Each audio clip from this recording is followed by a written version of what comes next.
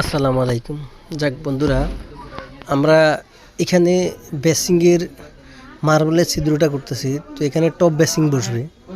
তো মার্বেলের ছিদ্রটা আমরা কিভাবে করতেছি দেখতে থাকুন, দেখুন।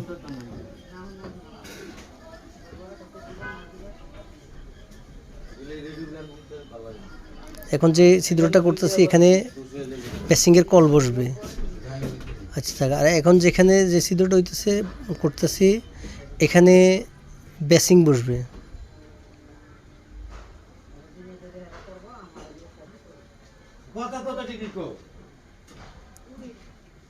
তা আমরা কল যে বসবে, কলের হোলটা শেষ, এবার বেসিং যে বসবে বেসিংয়ের হোলটা করতেছি।